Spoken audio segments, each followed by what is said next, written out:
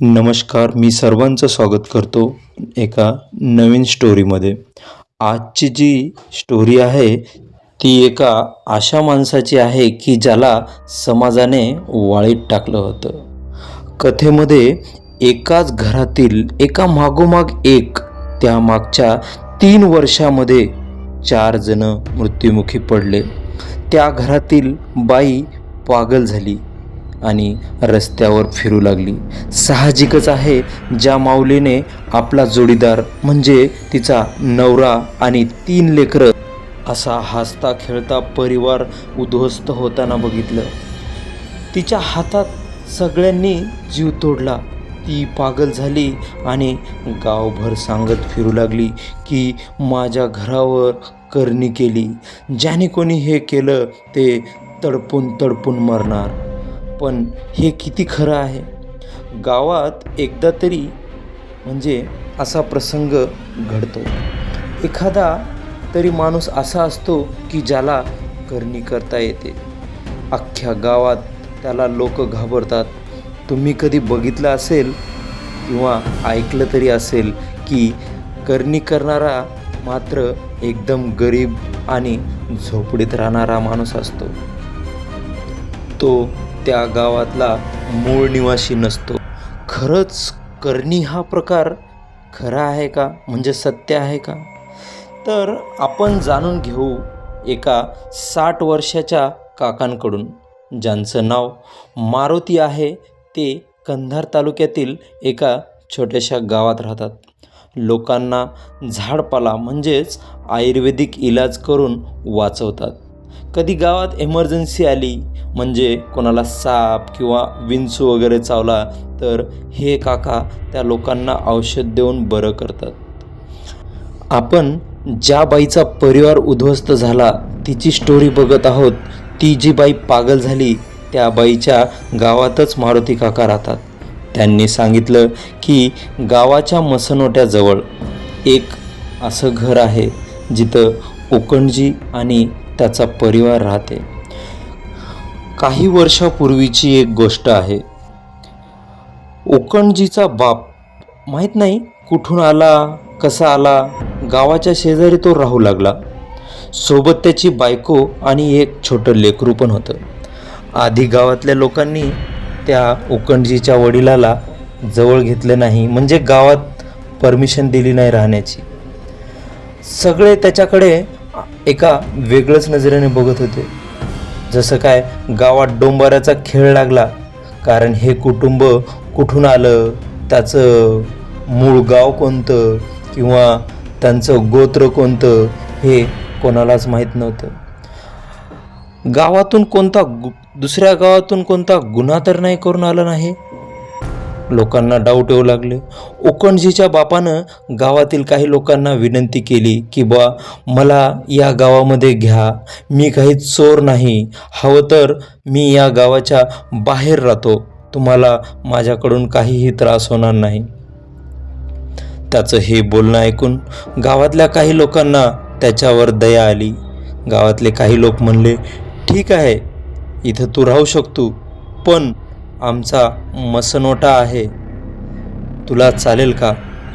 उकणजीचा बापानं थोडा विचार केला आणि त्याला वाटलं की ठीक आहे, आपल्याला इथं राहायला तरी देत आहेत हे लोक. तो म्हणाला, ठीक आहे, मी इथं राहतो. उकणजीचा बाप आणि त्याची बायको त्या गावात मागून खाऊ लागले. त्यांना मागून खाण्याची वेळ आली होती, कारण त्यांना कोणी कामावर घेतलं नव्हतं. दिवस असेच जाऊ लागले. अचानक गावामध्ये महामारी लागली.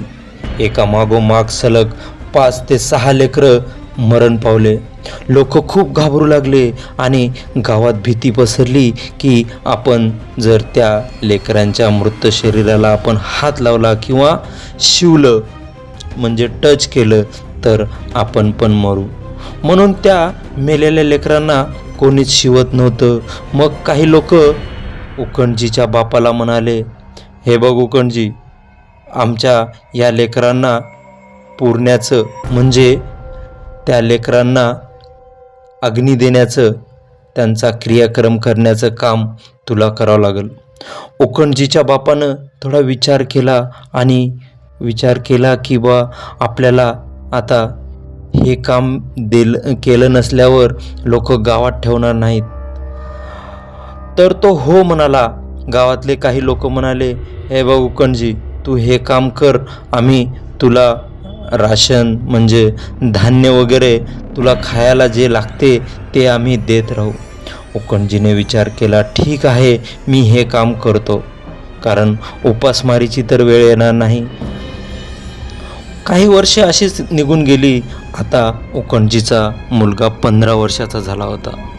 त्याचा बाप तोच म्हणजे मेलेल्या माणसाची माती करणारा, जाळणारा, तो क्रियाक्रम जे करत होता त्याचं हे काम उकणजीला बिलकुल आवडत नव्हतं की आपला बाप हे काम करते आणि गावात त्याला कोणी मान पण देत नाही. हे उकणजीला बिलकुल आवडत नव्हतं. उकणजीला वाटत होतं की आपण पण सगळ्यांसोबत गावामध्ये राहावं, नॉर्मल राहावं, पण लोक त्याला कधीच आपलं समजून घेत नव्हते. एका रात्री गावात जिथं गणपती बसतो तिथंच एक प्रोग्राम ठेवला, म्हणजे एक मराठी गाण्यांचा कार्यक्रम वगैरे तिथं ठेवला. अख्खं गाव त्या कार्यक्रमात गेलं, पण उकणजी नाही गेला, कारण त्याला माहीत होतं की त्या कार्यक्रमात पण आपला काही मान नाही आणि लोक आपला अपमान करतील. तो गेलाच नाही.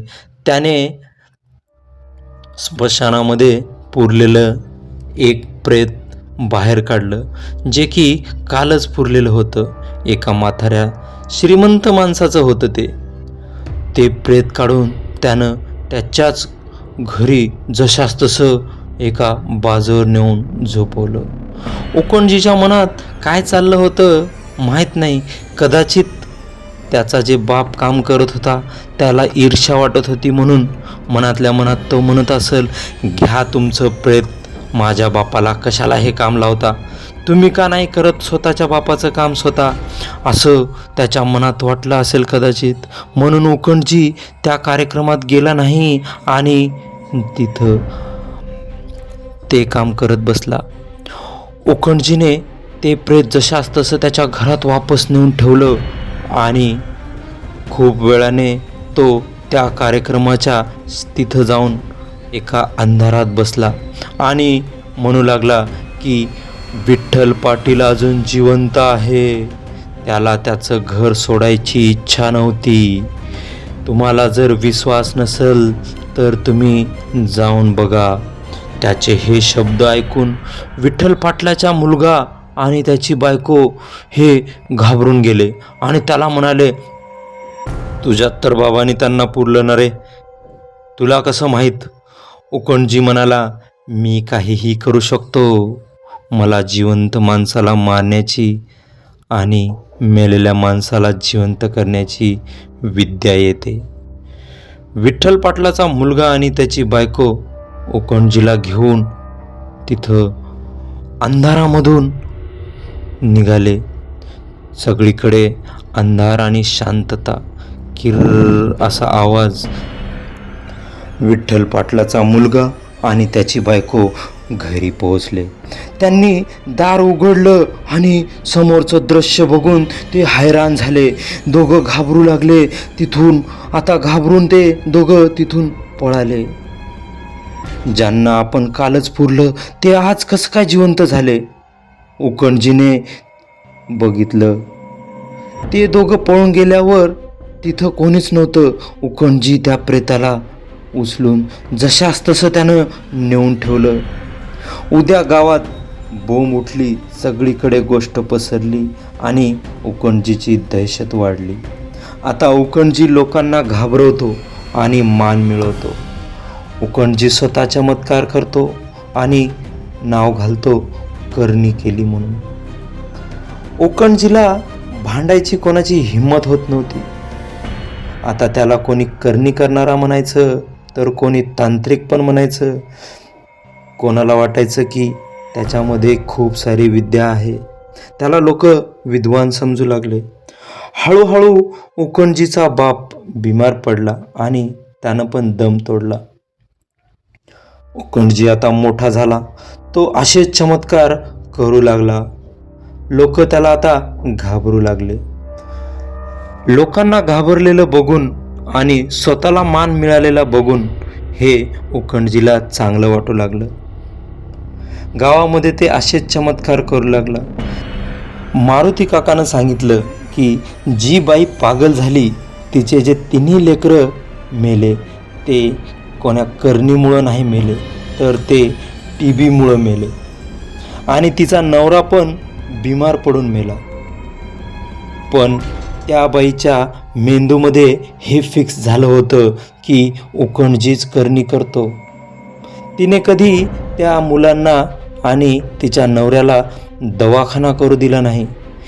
दवाखान्यातली एकही गोळी त्यांनी कधी खाल्ली नाही, कारण त्याला वाटायचं की उकंडजीनंच करणी केली आहे. मुळात हे करणी वगैरे असं काही नसते. हे आपल्या सगळ्या मनातला खेळ आहे. मित्रांनो, तुमच्या गावात असं काही घडलं असेल तर नक्की कमेंट करून आपल्याला सांगा. आणि आपल्या चॅनलवर जर तुम्ही नवीन असाल तर प्लीज आपल्या चॅनलला सबस्क्राईब करा. चला भेटू पुढच्या व्हिडिओमध्ये. तोपर्यंत काळजी घ्या. सत्य जाणून घेण्याचा प्रयत्न करा. अंधश्रद्धेवर विश्वास ठेवू नका.